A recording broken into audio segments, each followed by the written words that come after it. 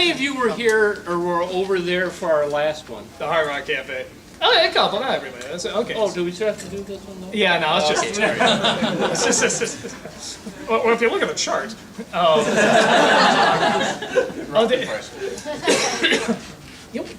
don't think we need a mic, do you? I think we can probably do okay. Yeah. All right, does anyone else need a mic or anything? Just me. We survived the Hard Rock. I mean, we Yeah, don't- that's true. Yeah, just barely. With the traffic outside. Yeah. It's not the same with the sound of motorcycles.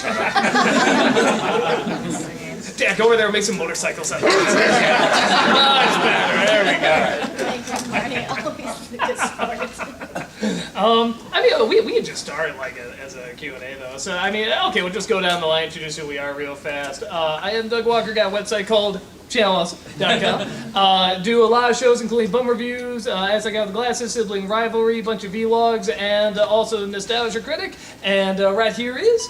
I am Barney Walker. I'm a producer. I produce Doug and Rob, along with their mother down there. And You for- produce Mom? How'd you do that? Very carefully. And for the site, Jim J. Roz and I do all the technical work on the site, plus you occasionally see us. When Doug needs someone handsome, he gets Jim. If he needs a geezer, he gets me. And I am also the chief decomposer of the site. And if you want to know what that is, come to the WTFU panel, and we'll show you how to get around the bots. Yeah, you see why we do that. Cool. This guy? I'm Brad Jones. I play the Cinema Snob on Channel Awesome. I also produce a series with TuneWorks called Lloyd. I do a show called Midnight Screenings. I'm the writer of an upcoming movie called Jesus Bro. And we got the director here too. There's the director right there. Thanks you silly goose. Better get paid, shit. And I do like 100 other shows. Hi, I'm Tamara Chambers. I am an actress on Nostalgia Critic, and I also do a show called Tamara's Never Seen. There's a new episode coming out today. Back to the Future. And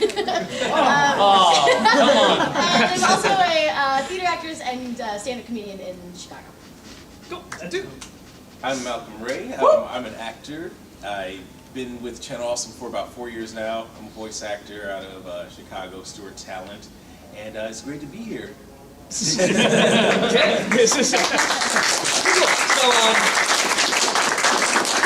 We only officially until 3 o'clock, so we can let people come in. Because, like I said, we want to shoot something real fast with you guys, real easy. Put in this Nostalgia Critic video. But until then, we're just gonna do some straightforward Q&A. So if you got a question, just raise your hand, and we will answer it for you.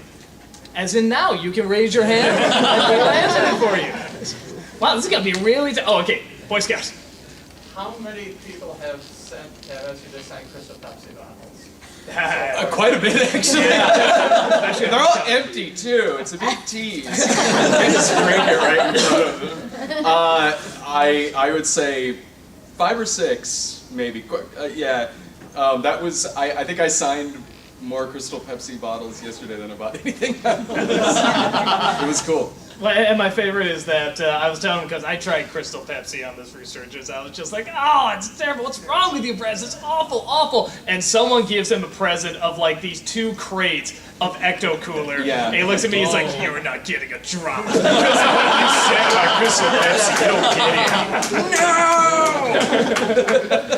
And then It's time now. and then the audience laughs and we shrug and the Fresh Prince music plays. It's great. So cool. All right, another question here. What we got? Yeah, Red Hat. What tips would you like to give to future critics? Don't do it. I mean, what I'd say to everyone that wants to try to turn this into a full-time career, particularly if you want to do like a video thing, really the number one thing is do it because you want to do it. Don't do it to get famous. Don't do it to make a living, because there's a very strong chance it won't happen. Even if you're great, even if you're phenomenal, there's still a strong chance it won't happen because there's just so many people out there right now, and anyone can do it. Anyone can go into it, and there's a lot of factors of how they can get, they can catch on, right place, right time.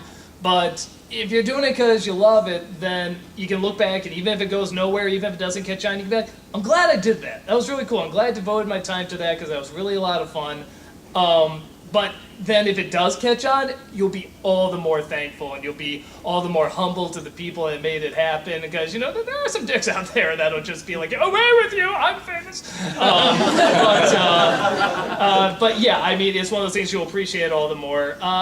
Everything else is kind of what they say, just be persistent, just be honest with yourself, like, watching it, would you watch it? Would you click on the video? How long would you watch it? If not, how do you change it? I'd just be brutally honest, I think is the best thing I can come up Find with. Have thick skin. That was it. Yeah, have thick skin. Which I think, again, there's some things you'd think would go without saying, but there's a lot of people that do respond to the YouTube comments like, you shut up, how can you say that? And it's like, it's the internet. This thing's been around for a while, you should know how it works. But yeah, just know, I always say if, when I get really concerned is when the comments are actually really positive. Then I'm like, okay, I have a failure video. It's not gonna get that many hits. It's when they get really, you can't say that, you son of a bitch, you can blah, blah, blah. I'm like, you again. yeah, what if any time somebody says they'll never watch you again, you have a fan for life.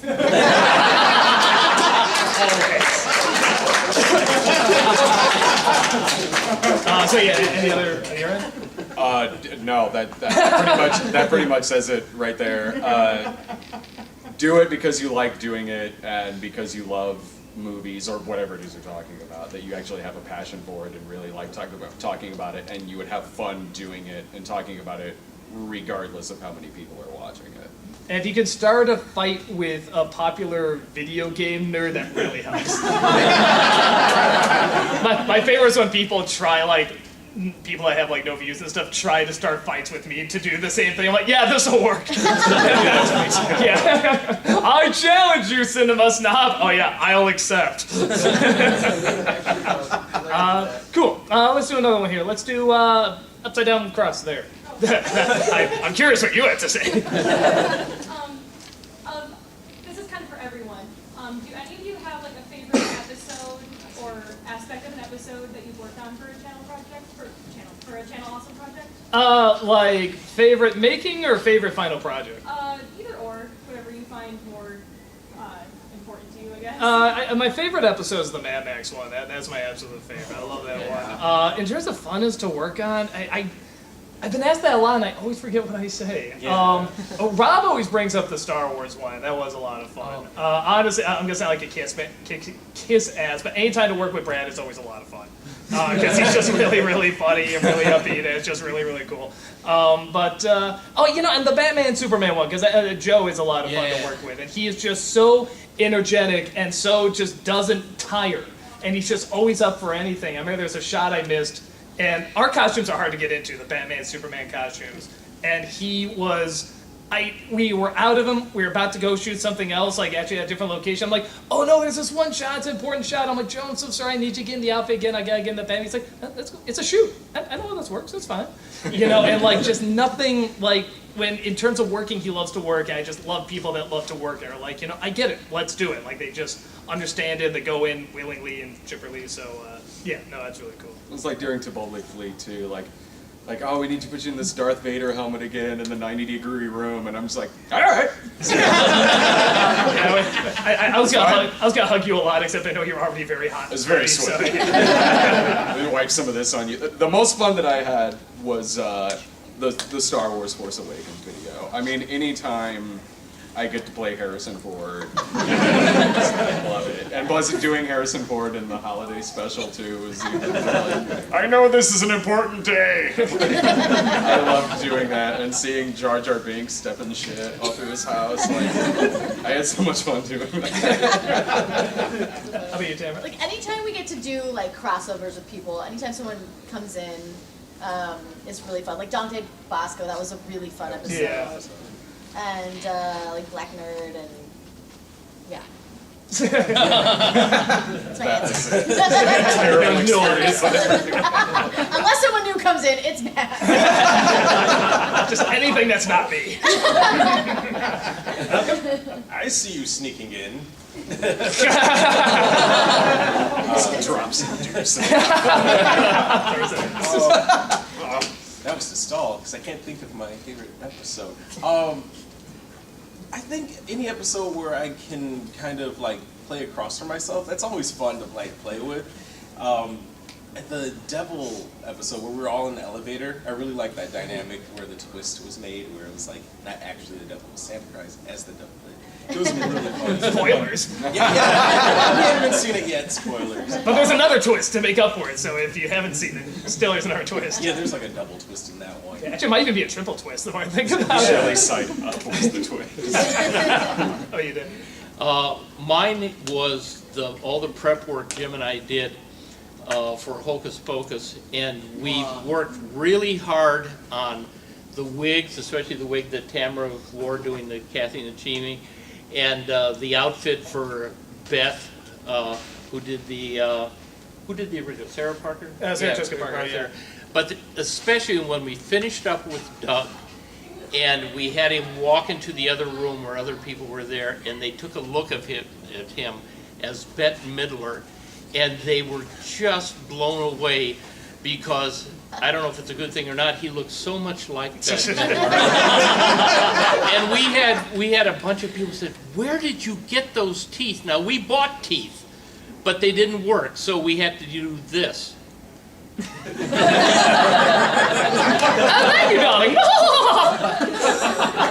I know they were even saying, like, you know, do the teeth. I'm like, I don't need them. Even my aunt was like, where'd you get those fake teeth? They're my teeth. No, they're not. No, it's a very easy face to do. Okay, so we wait a little bit. Panel's officially started here, so I'm going to get you guys a Nostalgia Critic video on what it is. The one I'm reviewing next, after so many years of people asking, it's the third animated Titanic movie.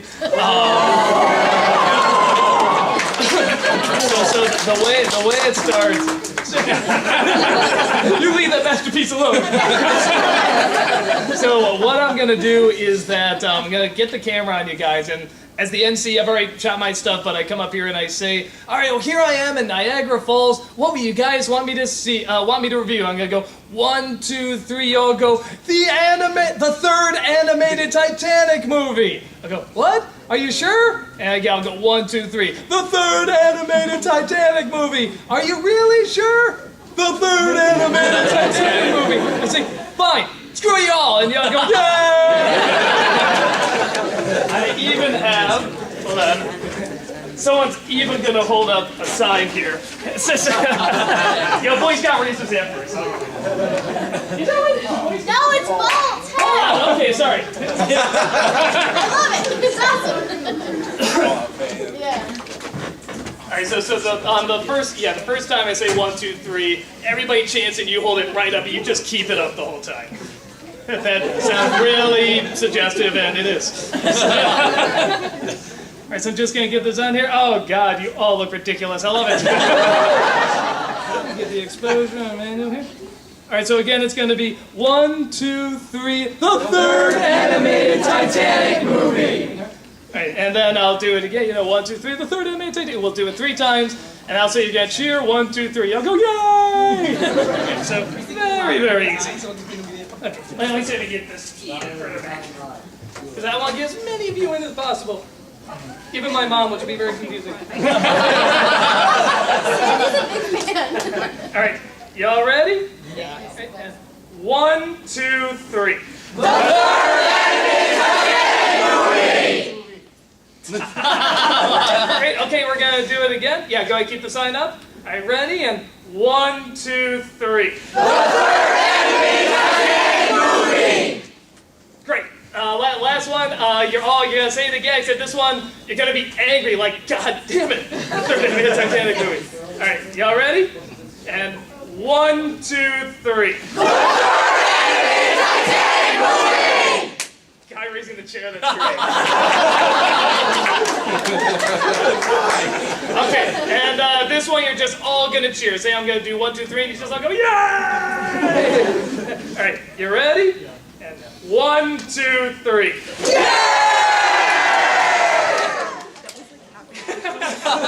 Just go longer than that, come on! Okay, keep going until I say stop. Okay. Alright. Alright, y'all ready? And 1, 2, 3.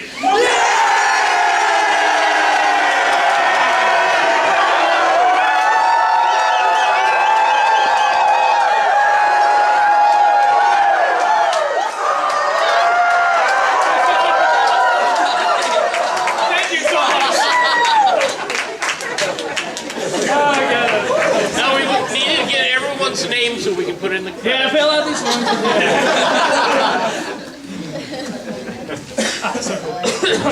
Okay. Next question. No, I'm not kidding. Next question. Yeah. Is there any movies or media that you absolutely refuse to view or review? View or review. I'm trying to think, like, well, it was we're doing the third animated Titanic movie. But I'm trying to think, like, a lot of stuff I don't know about. Like, a lot of people want me to do, like, Digimon and stuff like that. I did one with Hope a while back, but I was just like, I don't know anything about it, so, and I want to represent it right. A lot of people want me to do Toonami, and I was just after my time, or, like, when Cartoon Network first came on, they wanted to do, like, Dexter's Lab and, like, Powerpuff Girls, and I know a little bit about it, but, like, not a ton. So it's got to be something I know about and can talk a great deal about, I think. What about you, Brad? Well, like we were mentioning earlier, like that I found that one Titanic movie that was like a Nazi propaganda film. I was like, maybe I could do something with that. I don't know. But then, like the backstory of it was like really dark. Like the director was like killed like afterwards. So I'm like, well, I better not just be like, like the director's a tough audience. Like, what am I gonna do with that? So, like that. Something like that, like it'd be one thing to like seriously like analytically talk about it or something, but not on like the cinema stuff. Yeah. He jokes. Cool. Actually, that brings up a good question. Like for Tamara's never seen, is there anything you're just like, no, I will never see that? No. Give her the Nazi Titanic movie. I'll do it. Tamara's never seen Titanic. Cool. All right. Next question here. Accidentally. In the back there, blonde wig. Yeah. In the Ghost Stab review, I saw that you did really good Sammy Bass impressions. Oh yeah. I have a request for a friend at home. In your Sam voice, can you say you're simply one hell of an investigator? I'm one hell of an investigator. I mean, I can do a better one for you, like later, like up close. I like it. It's rude. Really close. After hours. Malcolm Triple X. I have a movie that's called that. Cool. Cool. I can report one for you at the signing. Yeah, the sign. We have a signing on the Canadian side after this, by the way, right? Yep. Yeah, and yeah, we also have a panel there, and then we also have panels tomorrow, and I think we have a signing here tomorrow. Not positive, but yeah, just come and see us. We're glad to see you. Except you. I don't like you. I purposely point to the wall so nobody would be like, Harvey. I don't like you, Harvey. All right, Darkway. Yeah, Black Tree. Hi, we were waiting at the dealer's room for you guys for like an hour. My question is actually for Doug and Brad. One of my favorite movies of all time is the 1976 King Kong. Nice. I wonder if you guys are ever going to review that, mostly because like I know Brad, you've mentioned it a couple times in the midnight screenings. I don't know with Kong Skull Island coming out if you're gonna do that. That'd be a good one for you, actually. 76 King Kong. Is that, is that the Jeff Bridges one? Yeah, Yeah, Charles Grodin. I only saw. I remember everybody hated it, but I never saw it all the way through. The effects when I saw it on TV were pretty impressive. Are they still good or no? The effects. Yeah. I mean, Get the Blu-ray; it's better quality. yeah. Okay. No, I really like that. That'd be the style of I could see myself doing that. It'd be like a style of episode I did like when I did Mommy Dearest. Yeah. Where it would be like, it's the snob, but through satire, it's Yeah, a very I like would complimentary love to see video. I could see doing something similar with King Kong 76 because I actually really love that movie. And then you gotta watch the second one, which is just awful. That was bad. King Kong Lives. Yeah, that was. Oh, maybe that's the one I'm thinking of. Oh, that was the Linda Hamilton one. Maybe that's the one I heard. Yeah, one I heard was really awful. Maybe That's King what I'm Kong thinking Lives. of. Okay, that's gotta That be was it. bad. Yeah, so you never know. Maybe we'll check that one out. Let's see. So yeah, guy with the ear necklace. Again, I'm very curious what you're gonna ask. For your sake, not to bring the mood down or anything, but I'm just wondering for all of you, because Doug, you've been doing this for like almost 10 years now. I'm just wondering how much longer do you see all of you just doing this with like the Channel Awesome reviews and acting in that sort of department, or do you see yourself branching into different types of media soon? Well, I'd like to announce this is my official last episode. Titanic 3. Well, I was gonna say the last time I tried to stop didn't work out very well, so I'm just gonna go till I die. And even now, I'm trying to find a way not to die because I don't think that'd be a good career choice. I mean, I love doing it, and I sort of got into second wind and the sort of this different way of doing things when we brought the character back. So I mean, I'm not looking in the near future like, yeah, I should be wrapping this up or anything. It's still fun to do, and I feel like there's always something to comment on, and because I think people like remakes and reboots and they keep coming and coming, I think there's always gonna be something to comment on for a while. So, I mean, I don't see any end in sight. I'm certainly open to doing other things, I do other things, but I'm not seeing any end in sight necessarily anytime soon. You know, knock on wood, yeah.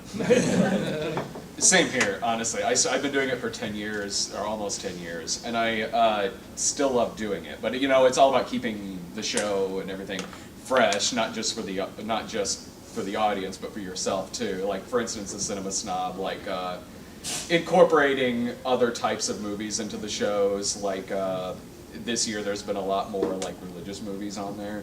So it's all about kind of keeping things fresh on there. But outside of that, I also love doing other things too, mixed in with the Cinema Snob, whether it's movies or like the Lloyd animated series or other little minor shows and everything we do. So yeah, it's all about kind of keeping things fresh and original as it goes along. So I still love doing it, and I plan on doing it until I die at the ripe old age of 38. Yeah, caused by crystal Pepsi. Yeah, green, yellow, back there. So, I just got here, so sorry if this question like this has been asked. You should be. I am a film student. Is there anything off the top of your head that you would tell me to avoid in my studies? Avoid in your studies? Just because I want to be a screenwriter and director. I mean, just study what you're interested in, what you like, what you think you have potential in. Maybe even something that, it sounds weird, but maybe something you might not like too. Sometimes it can broaden your horizons, but I know college is expensive too. Yeah, I just study what you love and what you know, and just keep an ear out and just, you know, do what you know, write what you like, and just be brutally honest with yourself. That's what I said before. Part of my first movie when it comes out, but like you do a review. Yeah, but you have to purposely make it bad. So yeah, I mean, anybody, you too? I dropped out of film school. From the, Get out! do you have any pointers, Ryan? You graduated film school. Not my panel. Not my panel.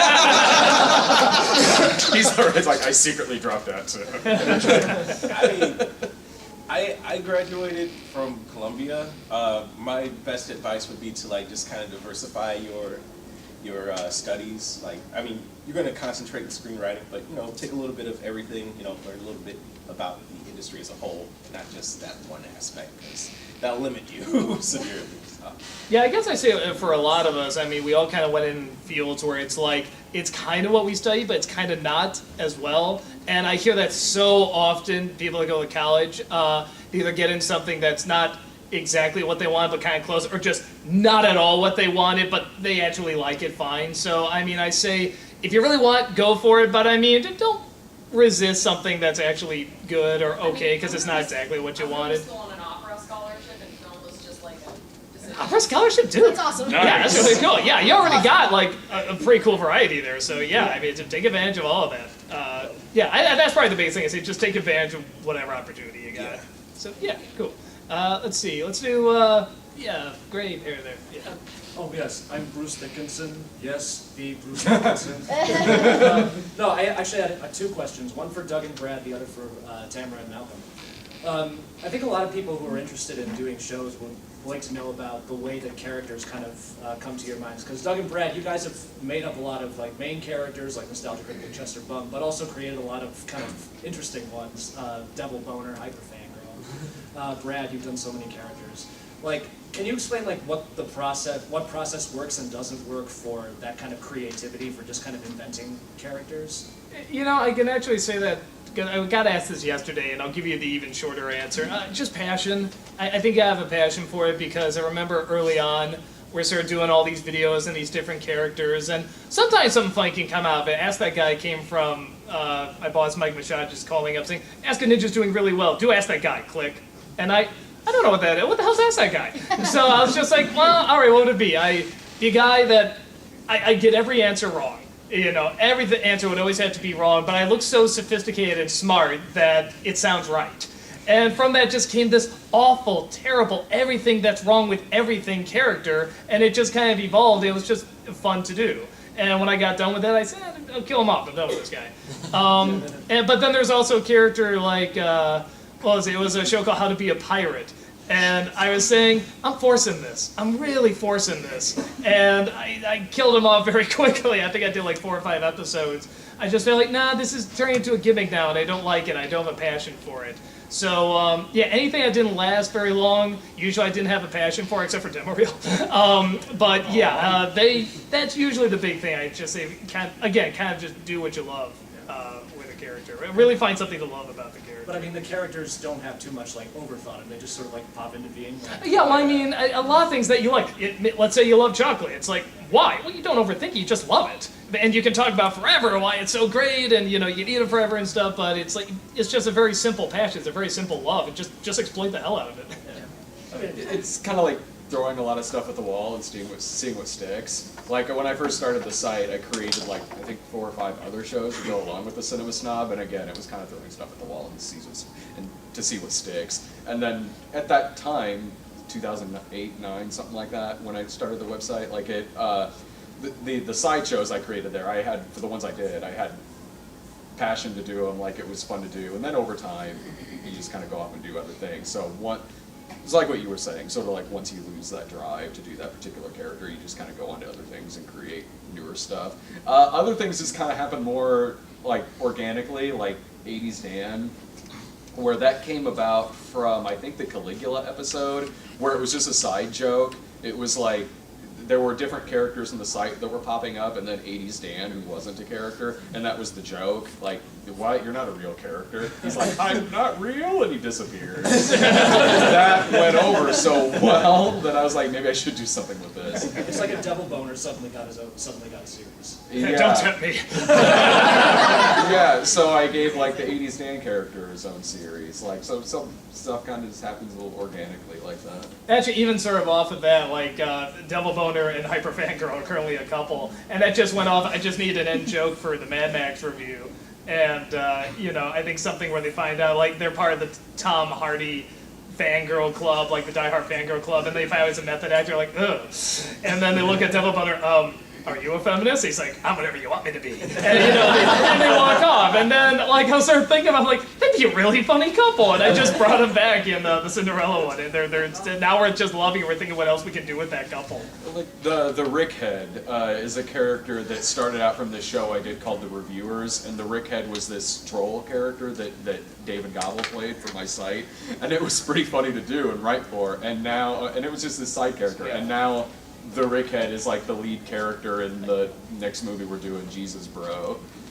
So it's just kind of funny how things evolve into other things.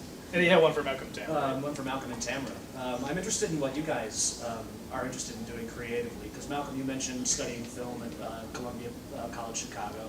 Tamara, you do stand up and stuff like that. So for Malcolm, what kind of aspects of production have really kind of stuck with you or interested you, and where do you see further going with it? And Tamara, for the stuff that you do, like what inspires you as somebody who does stand up, and what do you gain that kind of inspiration and material from? Well, see, for me, I'm really interested in the genres of like thrillers and dramas. Like a Japanese film called House. It kind of like played around with the genre of horror and comedy. And I always thought that was really, fascinating myself. I really want to, take that and run with it at some point and see where that can go.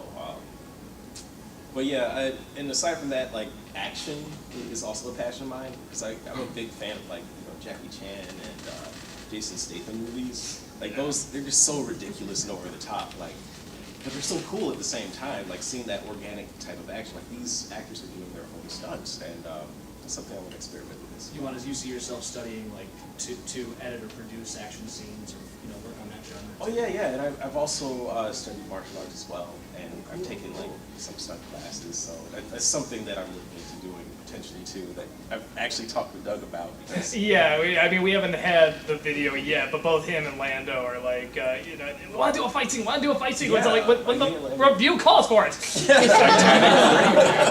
So we got 2 weeks to make these, and usually just 1 day to film them. I mean, it's like, you can't just, and fight each other. It's like, not that easy. but I like to do it too, because I like action too, yeah. I grew up always playing like the funny role in like theater things. I was never like the ingenue part, and so in high school I was like, I think I'll probably be really good at stand-up. I did a stand-up routine in this show we did in high school, and it wasn't my material, it was Rita Rudner's material. And it went over really well because she's hilarious, and I just did it like word for word. I was like, wow, I'm so good at stand-up. Hilarious. I was like, I really want to move to Chicago, and Rachel and I were like, let's just go to Chicago, and it's like, I'm just going to do stand-up there because it's a great city for that. And then I was not great at stand-up. I was really bad for a while, and it was just kind of a fun thing to like expand upon and get better at, so I was really comfortable doing theater. And I think it's not something I really want to do professionally, but I think it's really helpful for shoots and like just timing wise, and yeah, but I think what I really want to focus on is like commercial work and theater in Chicago. Cool. All right, next question here. Let's say, I'll go with Shredder. For Brad and Doug. Oh, Roku Saki!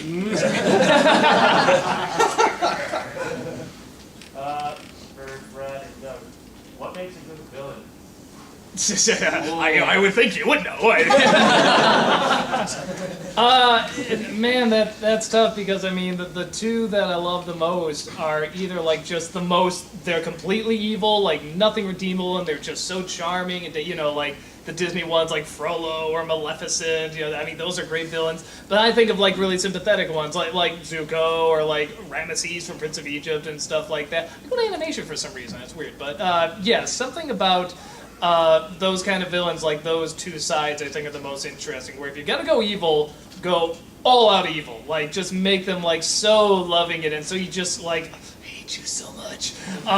Or you want them where it's like you want them to be good and you're rooting for them, but then they're evil, and it's like damn it, because they're so human. So I say kind of one of those 2 sides, if they can really flesh those 2 out. If you're just a boring bully from a Stephen King movie, for being memorable, for one. Like, regardless of what, it depends on what type of movie you're talking about. Like, if it's like something that's a cartoon, then totally being just larger than life, over the top. Like, the best comedy ever made is a movie called The Great Raise. Jack Lemmon is Professor Fate in that. I've stolen a lot from this character. Yeah, like, that's just the greatest, like, comedy villain of all time. But, like, other than that, like, best movie villain, like, Hans Gruber in Die Hard.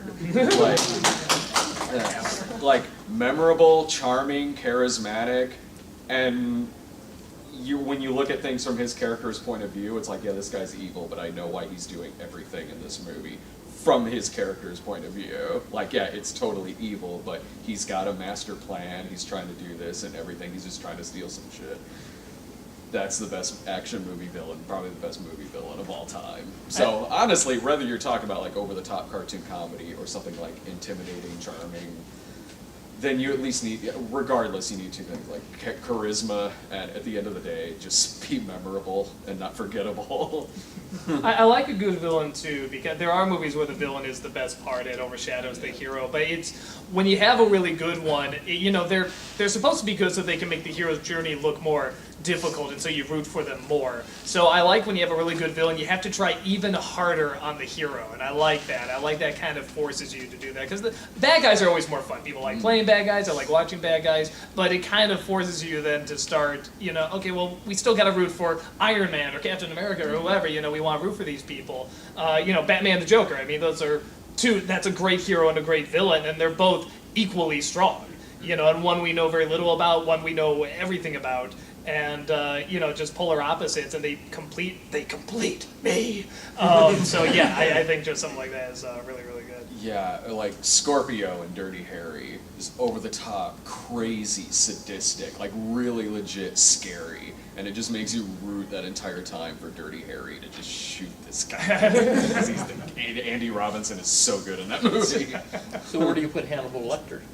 Hannibal Lecter. Hannibal Lecter. Like Hannibal Lecter. I mean, really, Buffalo Bill's the villain. Yeah, that's my Yeah. thought. He's much more scary. I was never scared of Hannibal. The first time you see him, I thought that was scary. Him just standing there with the eyes, I'm like, ooh, like that's good. But then he's a James Bond villain. That's all I ever see him as. I mean, he's fine, but he's like you say, he's a cartoon.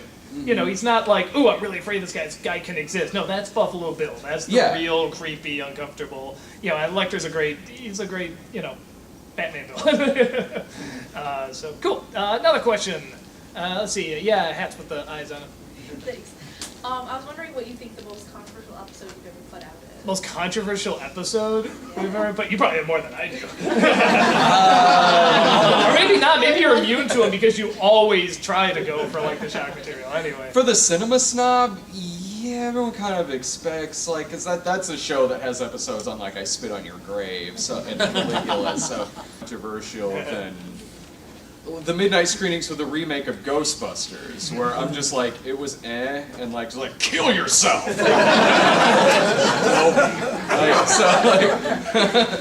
Those get more controversial than the Cinema Snob does. I can't say it's the most controversial, but it is the one where we were afraid if it was going to be controversial. It was the same thing. It was Ghostbusters because we did. I know. It's like none of us can believe it's Ghostbusters. We're like, this can't be the movie that's getting everyone's like, a war will start over Ghostbusters. Like this is so stupid. But so we did our sibling rivalry on it. It got more likes than dislikes, but it was kind of rising up. And then we did an Awesome Comics on it, and the video is 40 minutes long. 10 minutes after it was up, it got 60 dislikes. Like, they clearly didn't even watch the video. That's how much people just want to hate this movie and not listen to anything and be stuck in their bubble. So while we were doing our review, we're having fun and everything, but there was kind of this cloud. Like, man, is this just going to attract all the people that are just like, clearly never gone outside and just stay on the computer and just like are waiting for all of our videos. Just dislike, I'm powerful. So we're kind of thinking like, we're thinking, should we change things? Should we rewrite things? And somewhere in between, I remember, especially you two, you're like, man, this is funny, but you always kind of said it like, it's a shame, like, we'll probably have to change it or do something different. And I probably just said, screw it. No, we're going to keep this exactly how it is. That's why I think this is funny, and I don't care if people dislike it. I think we really got to put it out there. And I think that's why that review worked and why so many people did like it. Yeah. Because they're like, thank you for finally pointing out the insanity of both sides. It's not just one, just everybody's acting stupid about this. Was that? One of your best Oh, thank you. reviews I've seen, But yeah, I can't say it was like necessarily controversial because it went over well, but that was the one where you felt the controversy going in, and you shouldn't. It's freaking Ghostbusters. Grow the fuck up. Why are you so easy on that movie? I'm like, because I've seen 50 Shades of Black.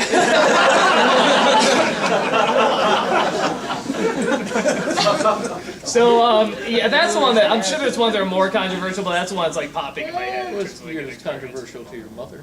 Yeah, what? Oh yeah. Well, this gives you an idea of the fan base you're dealing with, or the one side of the brain working, or whatever is that. Because after we saw the movie, we're just talking about what we thought, and like I don't even think she waited. My mom just stood up and said, "That sucked!" Just totally hated the movie. So we brought that up in the vlog because anyone that says they don't like the movie, misogynist! So we said, well, our mom's a misogynist because she didn't like the movie, and we're making jokes about it and stuff. And someone wrote in the comments, I don't think your mom's a misogynist. I think she just didn't like the movie. And it got like 100 upvotes, like, yeah! And it's like, actually. Yeah, there's a side of the brain that does not get humor. And it is like just this lack of intelligence and wants to stay in this box and just does not want to change or evolve, and that's a shame. You know, because I mean, people should evolve and they should change. There's so many wonderful things out there that you can be, you know, opened up to. But no, it's just like, you know, I don't think she's a misogynist. It's like, good for you, you get humor almost. So, Start with, to be fair. yeah, actually. Just say. Yeah, that's anytime somebody starts off, to be fair, it's rarely fair. It's usually to indulge my prejudice. Yeah. That's usually what that means. So, cool. Other questions here. See, let's go in the back here. Let's do very back, black, I think Suko? Yeah. My question's for Brad. What's the worst thing you've tried on Brad Fries? You should have done that Chinese restaurant. Oh, I had some Chinese food for lunch earlier. Spoiler, it wasn't very good. That was just lunch, I didn't even film that.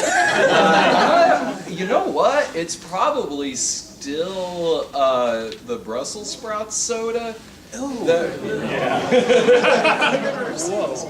was on like one of the Jones Soda holiday packs. Like I can't remember which one. It's been a number of years, but it was already old for one, and like it tasted like just like warm carbonated butter.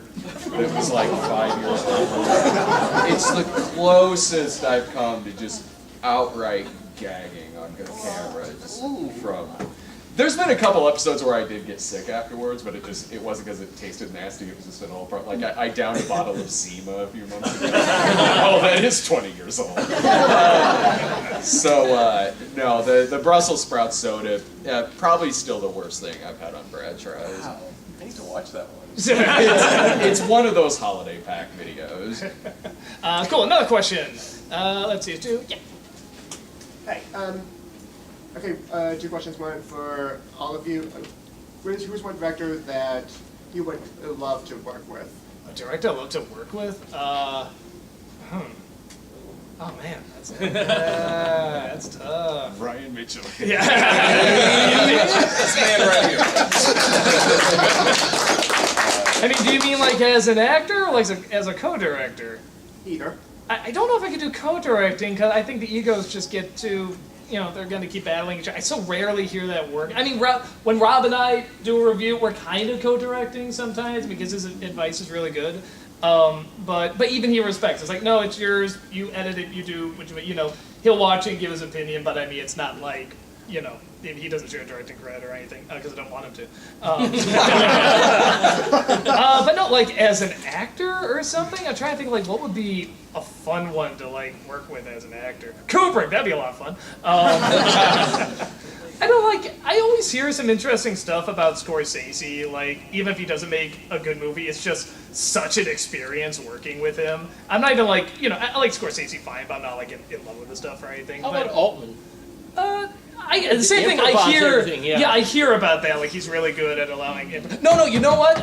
The dude that does like Hot Fuzz and Shaun the Dead. What's the name of it? Edgar Wright. That'd be fun. Yeah. I would love to see how he puts those together because that comedy is so fast and so good, and I can't tell what's improvised and what isn't it. But there's just this energy to the whole thing. Or maybe like the set of It's Always Sunny in Philadelphia, because the same thing. There's just like this energy to it, and they're just so on top of everything that it's like, how much of that is improvised and how much is it written? I think it's all written, but it's very, very impressive. I like to see how they do that. I would love to. For me, it would definitely be as an actor. I'm like the school of like point and shoot, shot on shitio directing, so I would get fired within minutes of like trying to co-direct something. As an actor, though, because I like acting better than directing anyway, but probably like one of those classic like Italian horror directors, like being on set of some like crazy Bruno Mattei movie, like Hell of the Living Dead, or like The Other Hell, and like violence in a women's prison and stuff like that, or like movies like a Ruggero Deodato movie, like something like House at the Edge of the Park. I would have a blast doing that. Just like over the top, sleazy villain. That'd be really cool. I don't know who directed Parks and Recreation, this show, but it is my favorite thing in the entire world, and I'm so sad I will never be on that show. And that's what I would choose. Go back in time, be in that show. I want to work with Joss Whedon because he seems to like make a lot of fun fun movies. But just out of sheer curiosity, like I want to see like what it's like to be directed by like Spike Lee, or even like and I just gotta know like M. Night Shyamalan. Like I have to know. You know, I want to know what happens. Like what's the process of him being on set and directing. I need to see it. It's fascinating. Yeah, to believe it. To see how he ends up at the end product. Like, so this is how we got here. It makes sense now. His technique for sucking charisma out. Yeah. I don't know what it feels And like. did you have another one or no? Oh yeah. Yeah, this is for Doug. What's up next for Disney December? What's up next for Disney December? Yeah. You'll all be very happy. It's the direct-to-DVD sequels.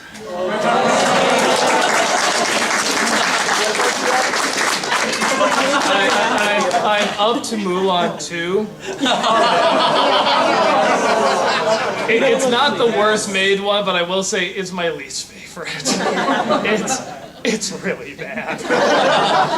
Something about that one I felt insulted by it. I didn't like that. I like the first film fine. I don't love it or anything. I think it's okay. But suddenly I see it as like a masterpiece after seeing Mulan 2. Are there still any good ones or anything? And there actually was one good one so far. I'll give it away. It's the most random one.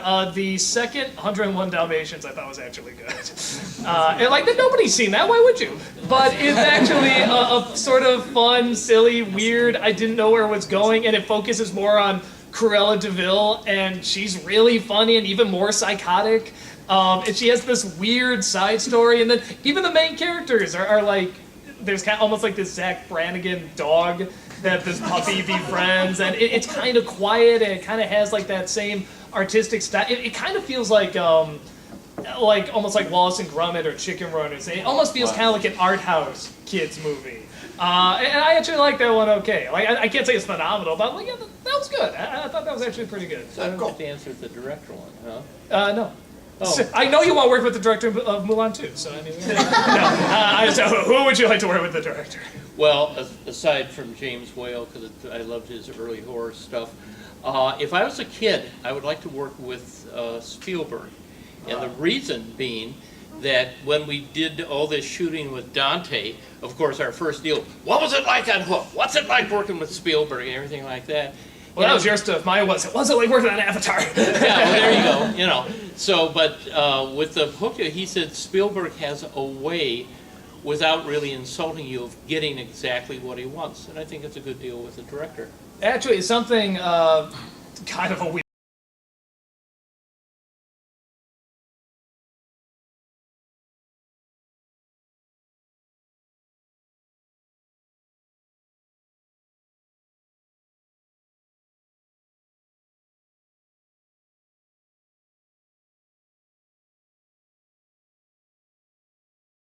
Just not insulting in any way. He'll just sort of be like, all right, so let's try one just however you do it, and he'll listen to it and say, all right, but now let's really do it. Like, let's really do one here. And I just know what he's talking about. It's like, put the attitude in it, put in the feel, really much harder, and then he'll be like, bring it back a bit on this one, bring it back, just a hint less, and say, like, I don't know, I kind of follow that, really. I know what he's talking about, he'll get it, he'll make me sound amazing. And he's so cute. No, Rob Scallon. Yeah. No, she's dating Rob Scallon. So, cool. All right, next question. Let's do back there the glasses, black shirt, or gray shirt. Yeah. What's a movie that you liked as a kid, but you hate now as an adult? Okay, there's a couple. That I hate as an adult? I'm trying to think. Like, hate is tough. You just really didn't like it. Just really didn't like it. I can point to one that I know is not good, but I still have a soft spot for it. I loved it as a kid, and now I'm like, okay, it's not good, but I have a soft spot. The Ralph Bakshi, Lord of the Rings.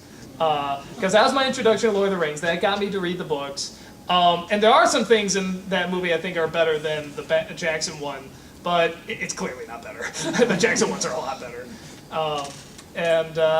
The same thing with the first Ninja Turtles. I don't technically think that's a good film, but for what it is and what it had to give, I think it's very impressive, and I think they do a pretty good job. They give the audience exactly what they want, in my opinion, in that one. So, what about you? Nothing that I probably that I liked as a kid and then rewatched and then hated, because there might be something that I might rewatch and maybe don't like for the same reasons as I liked as a kid. But okay, like Turtles 2: Secret of the Ooze. Liking that movie now is different than in 1991. So like, that movie comes out in 1991, and I saw it as a kid, and yeah, of course, really enjoyed the hell out of it. Watching it again now, which I actually did like a week or so ago, with some friends, I got together and watched it, and I was like, yeah, I'm still enjoying this movie for a different reason I did when I was 10. Like, it was more just kind of like it's like a time capsule of 1991, and you're watching it, and you're suddenly thinking back to a bunch of stuff you were doing that year and like kind of where you were in life in 1991. I was kind of laughing too, like, oh my god, my dad took me to see this in the theater and he probably hated it. It's probably real, that was really, really funny. So I can totally get enjoyment still to this day out of stuff that I liked as a kid. Maybe for different reasons, like Ninja Turtles too, but still for solid reasons. How about you, Taylor? Rockadoodle. You can thank me for that one. I loved the crap out of that movie, like so much. And no, I watched your review on it. Oh god. Yeah, I still like the songs though. How about you, Malcolm? I don't know. Barney and Friends just isn't. That's what this was up here. Yeah, it is. We're just not what we used to be. But I'm trying to think. Mostly like I can point back to like a series like Dragon Ball Z, obviously. Like I love that stuff as a kid. I mean, and it still has like interesting points to it. You know, it's the hero's journey, obviously. But you know, now looking back at it, I know that it's like pretty formulaic, and it goes back to the same. It's like, you know, a villain shows up, they have to fight, they get their ass kicked, they have to train, they defeat them. Goku is usually throwing a spirit bomb, you know. But yeah, no. Now looking back, I know it's just kind of like really formulaic. But I know Dragon Ball, the series preceding it, it's actually it's a much stronger story because it's a little more. It's funnier. It's a comedy. That's how it's supposed to be. But Dragon Ball Z tried to make it a little more serious, which is probably not a good idea. Yeah. But you did. When I was a kid, I loved Disney cartoons. Mickey, Minnie, Donald, Goofy. And I thought, this is funny. And then I would turn on Looney Tunes and I would go, I don't get half the jokes on this. Oh. And then I got older and I said, man, where was my head at? Looney Tunes is so much superior. At least in terms of laugh. Yeah, and in terms of writing. Yeah, like the artistry in a lot of the Disney ones can be very, very good. Some of the Looney Tunes can be really good in terms of the artistry, but like the Disney sort of had the artistry, but Looney Tunes had, you know, also good animation, but it was there for the jokes. It was funny. And if you're older, you love the Looney Tunes because you get the jokes. I loved it as a kid. Me too. Still love Looney Tunes. Yeah, I'd watch those tapes over and over. I still have some of them, so it's great seeing like some of the commercial breaks on from something I taped in like 1986. Can I borrow those? I was hell yeah. I grew up on Looney Tunes. I watched Looney Tunes more than I watched like regular Saturday morning cartoons in the 80s. I mean, I watched that stuff too, but I saw Looney Tunes way more. Stuff like Transformers and things like that. I think I watched that more too. Turtles was kind of the big one that was just like, you know, nope, you're ours. Like that just grabbed me like it grabbed every kid. And it's like, you know, I will buy whatever you tell me to. Cool. Other questions? Let's see. Brad, you pick one. Hi. This question is for Doug and Brad mainly, but if it applies to any of you five, please feel free to jump in. I love all five of you, by the way. Thank you. Thanks. What was the film, if you remember, that planted that first seed that made you react strongly enough to go, I need everyone that I can find to know my opinion of this film? Like, that planted the seed to become, like, I want to be a critic that people hear. Hot to trot. People have to know how bad this is. People need to know how great it is. Honestly, probably the first. It sounds weird, but probably the first one I did for Nostalgia Critic, that drug cartoon, because I really was going through that nostalgic phase, and I thought, this is funny. It was funny that this happened. It was for a good cause, but it just didn't do the cause right. Was that the big cameo mashup? Yeah, the Okay. Ninja Turtles and Winnie the Pooh and stuff like that. And I just thought it was so funny, and I'm like, I think I can say funny things about this, and that's sort of what convinced me to start making videos and sort of talk about that whole nostalgic thing, talk about Space Jam and like Transformers and stuff like that. Yeah, something about that one. I think nobody could look at it and say, not interested. They just, what? What is this? What? All the cartoons got together? Because, I mean, especially with copyrights nowadays, I mean, they're just so die hard, nobody does this, but just knowing all these Saturday morning cartoons came together and it was just totally botched, I think it's just so intriguing. So I guess I'll say that one.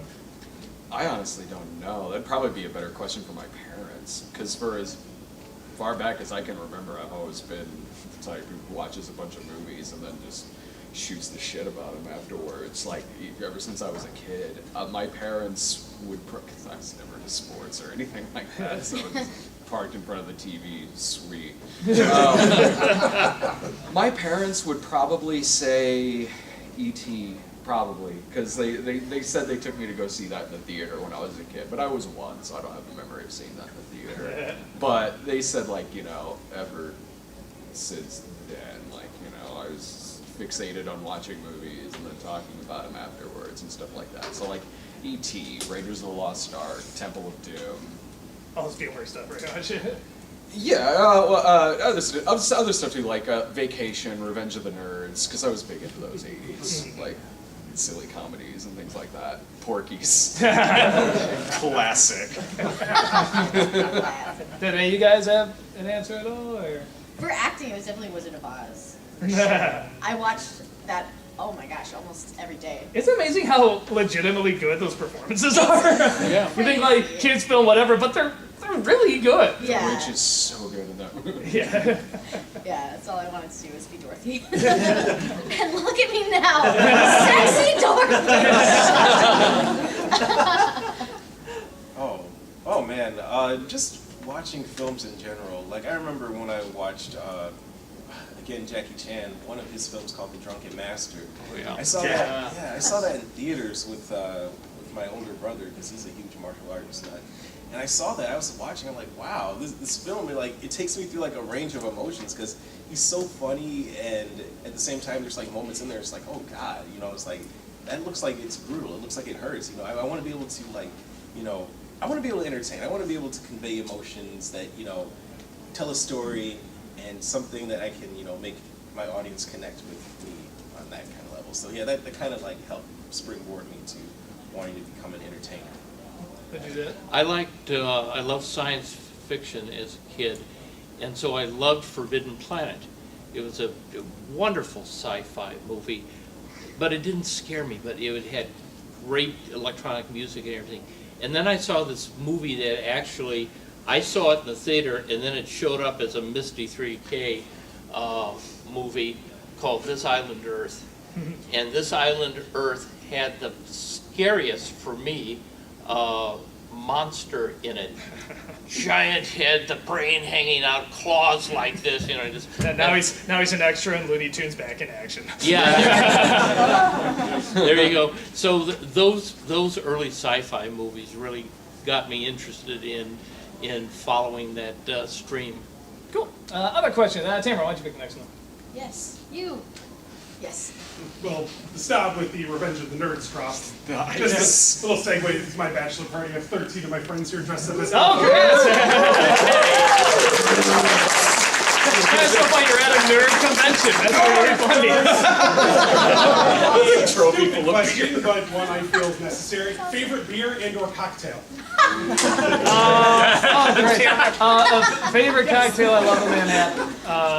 Pretty much any kind of Manhattan I love. Favorite beer, shit.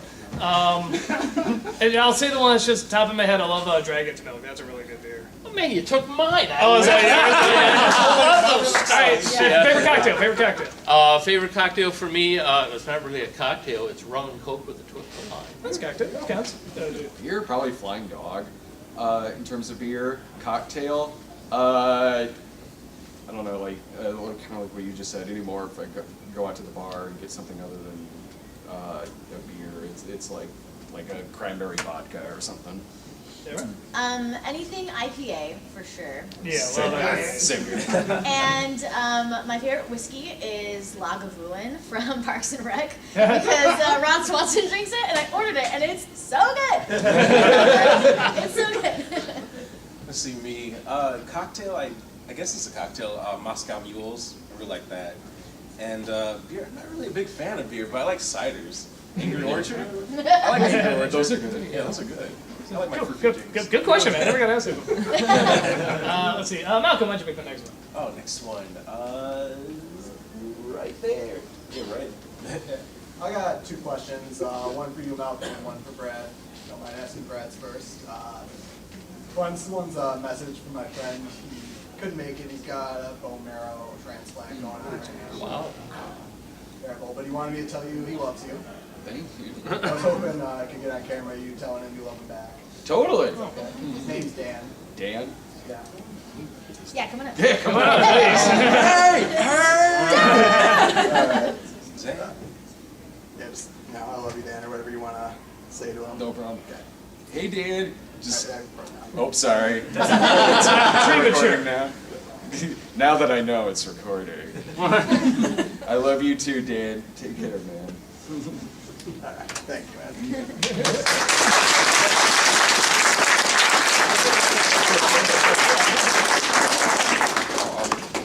And for you, Malcolm, want to let you know that, like, out of every joke I've probably ever heard, honestly, the funniest thing I've seen, I think about it, when I saw it, I was laughing for probably half an hour straight, was in the Shining miniseries. Oh, yes. Complete white face. Oh, God. Yeah, I was just wondering what, like, when you saw that in the script or whatever, what your thought process was. I was just like, I am totally okay with this. Yeah, I was gonna say you want to tell them the story. Yeah. Like, I saw it in the script, and like it was funny because like you and Rob were going back and forth about like how should I make my voice sound, and we were practicing it, and Jim was putting me up in the makeup, and we're standing in the middle of this forest, like it's a bike path in the forest, and people are jogging by, looking, and this guy is like coming by, and he's like looking at us like. I'm just like, I want to go into your libraries. We're like right across the street from this library. And he just keeps looking and keeps going. Yeah, that was really fun. Yeah, I thought it was a hilarious joke. And I just let like Rob and Doug, argue amongst themselves. Yeah, we were just like, I think you should be up here. I think you should be down here. I think you should be up here. Yeah, it was kind of like, I wanted to start like the nerdy, talking like this, and Rob wanted kind of the Sarah Palin, oh, don't you know, kind of voice, and we just went back. You found kind of like a nice compromise. Yeah, I just combined it. And we get this deal that says, we've got to dress up Malcolm in white guy clothes. And we said, that's what he normally wears anyway. No, even whiter. No, like really white guy. That's why I gave him like some of my shirts. I think you had on what? Just a purple. Plaid. Yeah, and a pair of gray Docker slacks. I mean, pure white. Pure vanilla. Well, that's it. Why don't you pick the next person? Okay. Hand up here in the blue. It's actually for everybody except Doug. Thank you too, buddy. In the eventual rematch between Doug and a certain angry video game nerd, would you guys be open or want to be involved in that?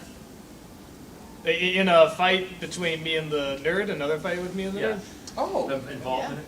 I can't say anything. No. That would be the first time I'd be like, you know what, Doug? No. Not feeling this one, man. Yeah, hell yeah, I would. Totally, yeah, I'd be down for that. Like, We kind of did something like that this weekend. Yeah. Ish. Well, watch the Titanic review, you'll see. There's kind of something like that. I'd love to be a cheerleader for the nerd. Yeah, I know, cheerleader costume. Nice. Cool. All right, next question here. Let's see. Let's do, I don't know what that blue thing, red, yeah, whatever it is, but yeah, I'll do that. So, Danny Sexbang from Ninja Sex Party. Well, of course. When you picked a movie to review, what's your kind of process from bringing out your criticisms to how you present them in like the written format for the actual show?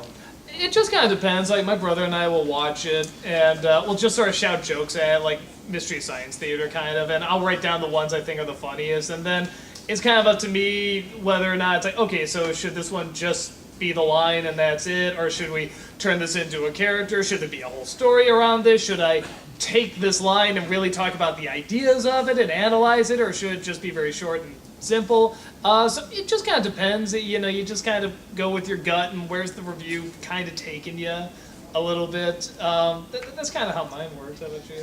Yeah, like, it depends on what kind of episode it is. Like, an episode on something like Strokemon would be... That's a thing. That would be a much more, like, riff-heavy episode. But then other things like Friday the 13th or Mommy Dearest would really amplify, like, the stuck-up snob personality and are kind of, like, in doing that is kind of complimenting the movie, but through this voice of this snob character. And then there's other ones where it's like, no, fuck this movie, like Wired, the Belushi bio that's just awful. There's episodes like that where it's like, yeah, I'm just gonna take a giant piss on this movie for like 30 minutes. So it all just depends on the process of watching it and taking notes is the same, because it's just me on the laptop with one window open with the movie and one with notes, and I'm just taking notes. So that's kind of it. It just all depends on the movie. Why'd you pick the next one? Brad. Me? Oh, green shirt. Right, thanks. Okay, from the Nicolas Cage Mouth episodes, what is your favorite draw? The favorite review that I did for the Nicolas Cage? Yes. Yeah, Wicker Man. Yeah. Not only is that movie funny, not only do I think the review is funny, it was, because that was our first introduction to Tamara, Yes, that was kind of like a good feeling knowing it's like, okay, this is working, and we knew it was working.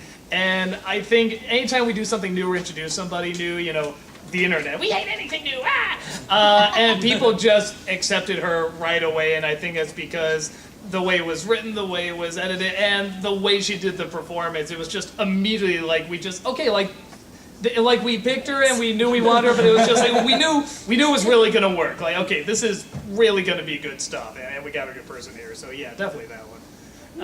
Let's see, that's it. What'd you pick the next one? That's so nice. Thanks, Doug. Yes. Yeah, what's your favorite Star Wars movie? But just all of us, or just all of you? Yeah. Yeah, Empire. Empire, yeah, for me. Empire, I would say, is like objectively the best one. The one I probably go back and watch the most is probably Return of the Jedi. So I watched it the most when I was a kid. So it's kind of the same way for me now. I love that fucking movie. I love that movie, yeah. It's between those two, for sure.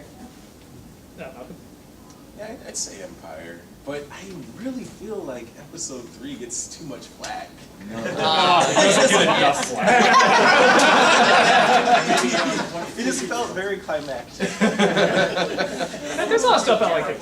Yeah. I don't think it's good, but it's like there's enough stuff. I'm like, I'm glad I saw this. Like, this is worth seeing. I have another suggestion, because yesterday I had my picture taken with you, but it was blurry, so I was like, oh no, the picture's ruined. So is it okay if I go up here and take another picture? Yeah, sure. No. Just all cover our faces. This is not a democracy. They should take a couple. Yeah.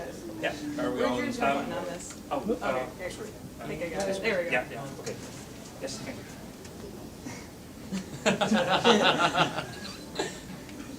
Press it halfway and then press it completely. Oh, okay. I'm really sorry. Every camera's totally Do one more, different. just, Yeah, it's just be touch. safe. So. Oh wow, that one went really quickly. And that's the only one we're doing, people. We're not doing more. Come to the signing if you want more. Damn it, breaks his Malcolm, why don't you pick the next one? Next one. Oh yeah, Batman shirt. Like, Just curious, I know you guys have solved the issue currently, but when you got a claim on the room, what was the first thing that actually went into your mind? Well, what was the first thing that went in my mind when I got the claim on the room? The most recent claim, the strike, To be fair, there were 2 strikes. It was that, and then the interview that he said, yes, let's do the interview. And then years later said, take it down. Yeah, it was just like, fucker. There's no other word. And that's just one. It's just like, fucker. That's about all I can say about it. Yeah, I was like, more like, what do you think? What was he even? What do you think he was even thinking? Oh, what was he thinking? Nobody can figure out what he's thinking. Your guess is as good as mine. You could be thinking of oatmeal and you could be right. You can't figure it out. I mean, nobody can. So, yeah. And honestly, I don't even care. I just want him to stop. So, yeah, that's all I got to say about that. Dan, why don't you pick the next one? Okay, our photographer here. Yeah. It's actually more of a question for Malcolm and Tamara, but it kind of applies to everyone. Have you ever like gotten a script and seen a joke and been like, no, I'm not doing that? There's been lots. To be fair, there's been lots of times I'm like, if you're uncomfortable, please say so. I don't want you to be uncomfortable. I don't think there has for me. I think I've got a lot of people being mad at me for doing certain jokes. Like, why would you say yes to do that? I'm like, well, I'm an actor, so I don't personally believe this. Neither does Doug, probably. It's like it's an acting job. That's what acting is. So I don't think so. Not for me. Well, no, there was one time when we threatened that we were going to review 50 Shades of Grey. And I was like, yeah, Malcolm can be the girl. Actually, the funny thing, because we did tease that in the Jurassic World one, because we didn't know, we're like, well, how maybe this will be a funny movie to do, and then we're like, we can't get any material out of this. Oh my god, what about Sexy Dorothy being it, though? But Rob really wanted to do it with sock puppets. And he said that, so he wanted to build up that, like all the pervs out there, Tamara's gonna be in 50 Shades of Grey, and and so everybody, ooh, and they watch it, it's like, she would be, it'd be her hand, and then when she has to strip, you just take the sock off. Just wrap the string around the fingers. How about you? Again, no, it's the same thing with Tamara. I can't really think of too much. Again, like, Doug will, contact us and, ask us if this is okay or something. We'll be like, we could make adjustments to it. Oh, actually, the Ghostbusters review, I was supposed to have played Patty. Oh, yeah, that's right. But my friend KJ, who identifies as both male and female, we got him to go ahead and, do that role. So that worked out perfectly. Still technically putting a guy in drag. Yeah, technically, but he definitely felt, he could pull it off better than I would. So yeah, he did, definitely. Yeah, and I mean, no offense. Has the equipment. Yeah, no, I'm just like, I feel like, he would do a better job than I would playing Patty. Yeah, he was really good. So, yeah, did really that's how you got that Ghostbuster review. So, yeah. Cool. Let's see. Someone else here. Someone I haven't heard from yet. Let's see. Oh, I gotta do paw.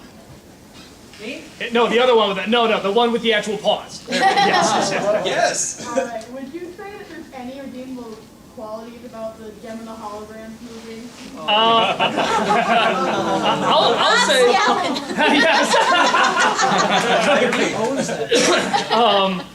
I mean, I'll be very honest. I had a huge laugh watching that movie. I thought it was very, very funny and how bad it was. Rob, for him, it's like one of the top 3 worst movies he's ever seen reviewed. It just rubbed him the exact wrong way. It rubbed me the exact right way for how bad it was, so I was having a ball laughing at it. I do think the whole fan thing, that is, extremely insulting. And actually, I like in the YouTube comments, there's 1 or 2 people that were like, yeah, I sent a video for that, and I am really insulted. I'm the person in this video here, and you can check out my video here, and this isn't what they said, and they were, really pissed off. But it is awful. I understand anyone that says it's awful, and I think it's awful, but it did make me laugh for how awful it was. I'm kind of in your boat, too, because...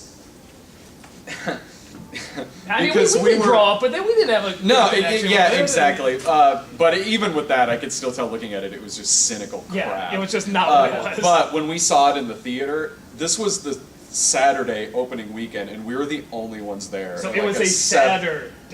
Yeah, exactly. So it was me and Brian at the 7 p.m. screening, and we're the only ones in there. So yeah, we could talk and laugh at the shit we're fucking watching on the screen. So we kind of had fun watching it too in that regard. It's just commenting on it, just being like, what in the hell is this? Now, if it were a crowded theater and we were in there watching it, be quiet, probably a totally different experience. That'd be really tough. But I'm kind of with you on that, because we laugh quite a bit at a lot of the unintentionally funny parts of that movie, but that was so bad. Why don't you pick the next one? Next, Tam. Beer. What advice would you have for, say, in terms of things like scheduling, securing locations and whatnot, for someone who'd like to make a low-budget movie in the vein of something like Clerks or Game Boys or Mean Streets or something like that? Ask. I mean, it sounds silly, but it's just try. You'd be shocked how many you'll get a lot of no's, but you only need a couple of yeses. And also, just in terms of like scheduling and like how to get schedules to align and whatnot. Hire someone who's good at scheduling, And because that's I'm not good at scheduling. That's why I don't even attempt. I can say this when I was doing. Most of the time, I worked alone, and then when I had to do the anniversaries, they kind of got bigger and bigger. They're already long shoots, but it was getting to a point where, like, the way I could schedule them, I said, look, here's what we think it's going to be, but we don't know. Anything can happen. It's a shoot. Anything can happen.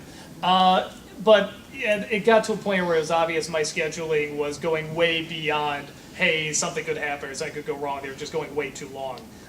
So finally, and as more and more people were getting involved, it was like, oh my God, I'm putting all these people through so much hard work, and they're staying up hours and hours and hours, and that's not fair to them and stuff. So finally, what I did when I started demo reel, I said, I gotta change this. So however, and I still do this, however long I think it's gonna take, I double it. So if I think it'll take a half hour to shoot something, like realistically, I think it'll take a half hour, I make it an hour. And that, so if you finish early, great. If something goes wrong, you have that leeway.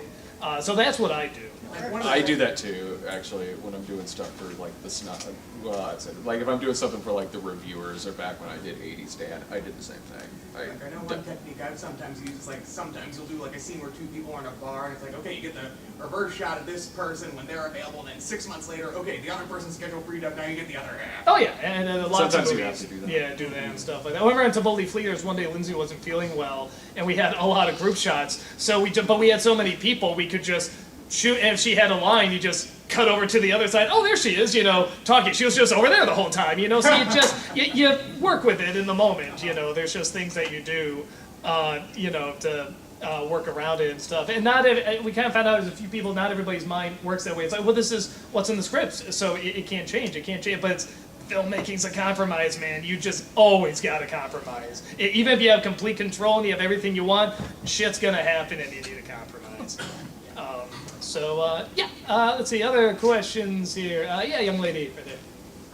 For each of you, what was like the character or like makeup and costume that was kind of the most complicated and the longest? I'll let you answer that first. Me? Oh, any of you. Oh, I'm trying to figure out like which one. Let's see. It's gotta be. It's between Goliath and Pencilhead. Yeah, one of the two. I gotta go with Pencilhead, because like just the makeup, like getting the prosthetic spirit gum to stick on my face, and then getting painted over in this blue paint, and then getting the white lines drawn on my face. It was pretty intense, and I was sitting in that chair for like about half an hour, and then we would have to like make little touch-ups. Yeah, it was pretty intense. That was the most uncomfortable makeup, but I'll gladly do it again because it was fun. Because it was fun. Because it was fun. I think probably Furiosa or Curiosa, just because of the arm being like, I couldn't use it all day, and like touching my face with the makeup, and it was warm, so I was like sweating it off, and like, I don't have an arm. But I dressed up as her at convention, so obviously not too bad. Gosh, my costumes have all been really easy. Even in like suburban nights, everyone had like poor Phelan's the rock biter, and I'm just like, Indiana Jones jacket, hat, betrayed Shiva. The only I've actually never really had a really complicated costume. Like I remember I did a movie called Hooker with a Heart of Gold, and one of the characters I played in it had an eye patch, and I also directed this movie. So I'm going around with this and directing this movie, and I lost my peripheral vision, so I kept tripping over things as we're directing the movie. That got really slapsticky behind the scenes. Other than that, though, I've had pretty good luck with really easy costumes. For me, anytime I've had to do anything, how much time we got here? Oh, we're out? Bye, everyone. Oh, that's at 4? Oh, I thought that at 4:30. Oh, sorry, that did. Okay, I'll just say the Hocus Pocus one. That was really Oh yeah, that was weird. So, guys, happy to get a chance to talk to us. We're going to be here tomorrow. We're also going to be signing over on the Canadian side, so hopefully we'll see you there. Bye.